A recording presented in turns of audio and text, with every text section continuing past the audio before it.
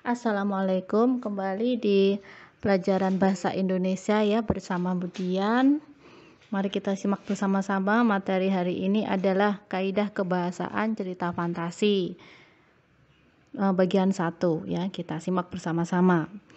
Tolong jangan lupa kalian untuk absen di kelas e-learning ya sebelum memulai pelajaran. Lalu jangan lupa untuk menyimak video pembelajaran ini, menyimak sampai selesai, jangan hanya setengah-setengah. Kalau bisa disetel berulang-ulang atau diunduh ya, di-download ya.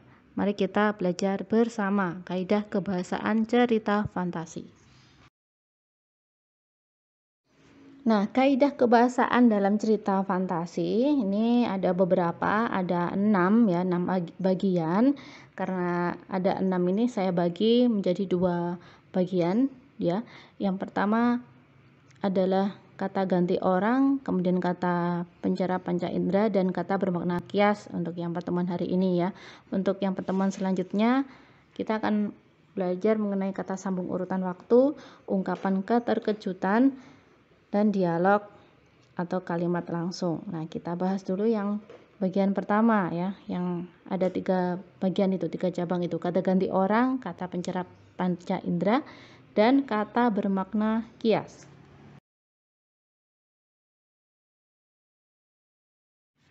Nah, yang pertama ada kata ganti orang, yaitu bertujuan sebagai sudut pandang penceritaan. Lalu yang kedua ada kata pencera panca indera, fungsinya adalah untuk mendeskripsikan latar tempat, waktu, dan suasana.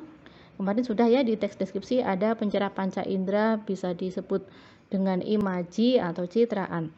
Terus yang ketiga ada kata bermakna kiasan, itu bukan makna sebenarnya. Nah, pengertian kata ganti yaitu kata yang digunakan untuk menggantikan nama orang. Kata ganti dapat dijadikan sebagai acuan dalam menentukan sudut pandang. Kemarin sudut pandang ada sudut pandang orang pertama, sudut pandang orang ketiga, ada sudut pandang orang pertama serba tahu, dan sebagainya. Kata ganti orang pertama ada 2 jenisnya, yaitu yang pertama kata ganti orang pertama tunggal yang digunakan untuk menggantikan penyebutan diri sendiri seperti aku, saya, beta, dan hamba.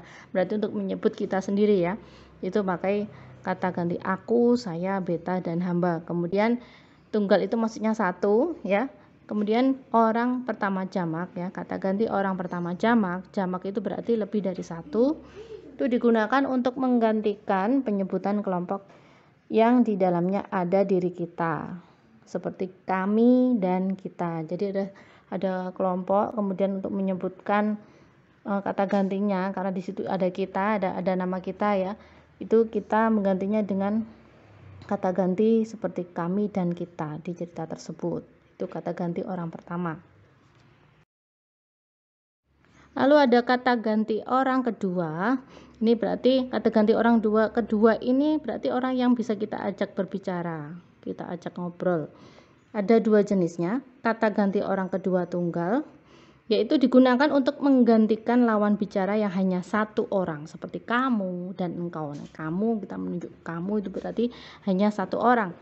Ada lagi kata ganti orang kedua jamak, berarti lebih dari satu, digunakan untuk menggantikan lawan bicara yang lebih dari satu. Contohnya kalian itu kan lebih dari satu. Itu contoh kata ganti orang kedua. Itu pasti kata ganti orang kedua ini yang bisa kita ajak berbicara, kita ajak ngobrol.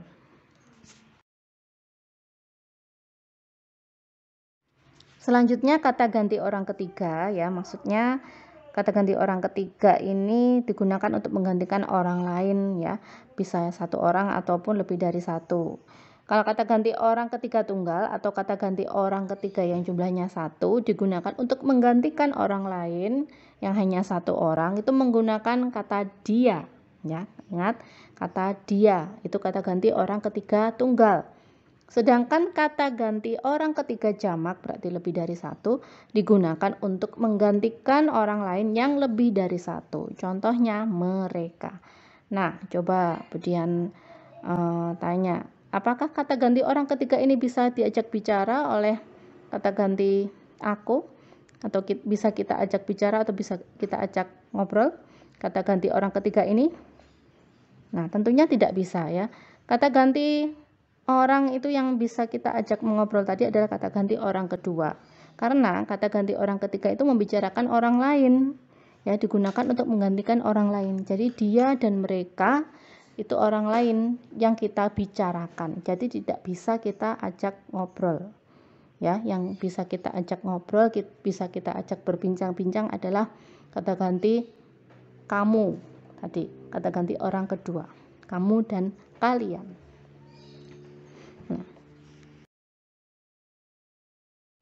Lalu ada kaidah kebahasaan yang berikutnya, yaitu kalimat cerapan panca indera untuk mendeskripsikan latar.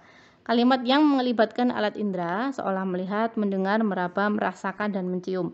Dalam hal ini kalimat tersebut sangat mendukung pendeskripsian dalam latar, entah itu latar tempat, waktu, maupun suasana.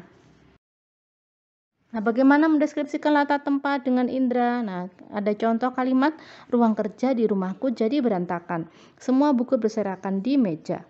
Itu berarti menyebutkan latar apa? Latar tempatnya di ruang tengah, lalu menggunakan apa? Supaya kalau kita tahu di situ latarnya ada di ruang tengah dengan indera mata, indera penglihatan atau visual.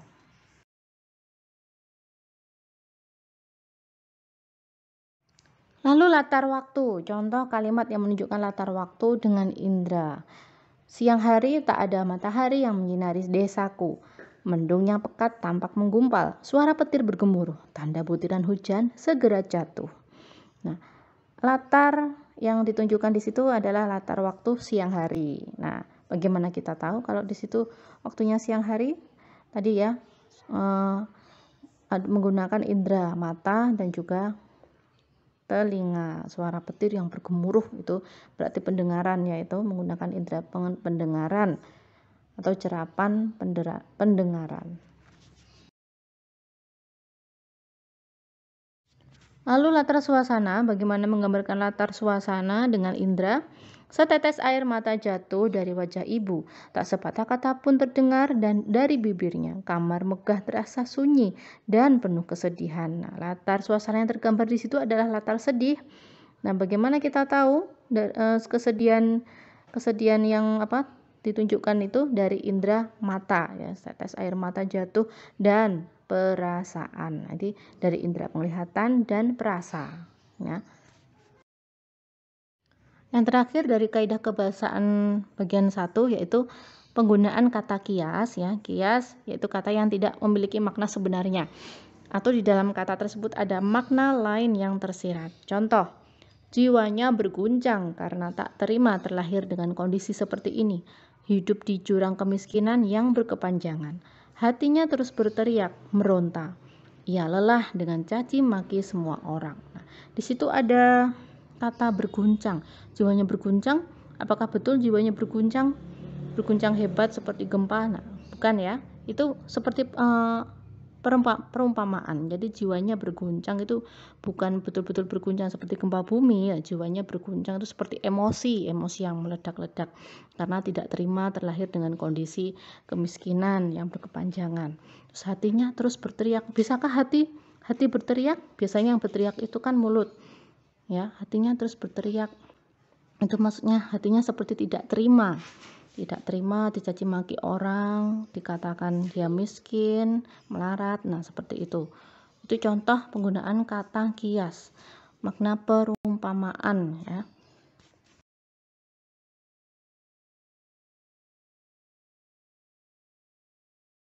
Demikian pembelajaran hari ini. Jika ada yang belum paham mengenai pembelajaran kaidah kebahasaan, silakan bertanya melalui grup atau melalui WA Budian.